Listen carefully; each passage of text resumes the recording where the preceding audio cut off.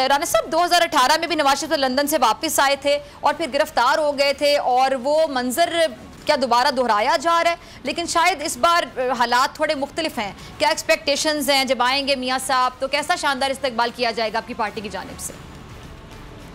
बिस्मिल्लाह रहमान रहीम। देखिए आज भी मरियम नवाज के ने एक इजलास का जो है वो उनको सरबराही की और उसके अंदर बड़ी बारीकी तक जो है वो तैयारियां की जाएंगी। यूसी लेवल तक तंजीमों को मुतहरक किया जाएगा। जो हमारी मदर विंग हैं, प्रोफेशनल विंग हैं, यूथ विंग्स हैं, MSF हैं, सारों को जो है वो ये हदायत दी गई है कि 21 अक्टूबर की तैयारी करें और इंशाल्लाह ताला ये एक तारीखी इस्तकबाल होगा मियां नवाज शरीफ का। और ये अब जब डेट ये फाइनल हो चुकी है तो उसके इर्द गिर्द तैयारियों का भी जो मामले हैं वो शुरुआत उनकी हो चुकी है। ये एक इंशाल्लाह ताला एक तारीखी इस्तकबाल मिलेगा।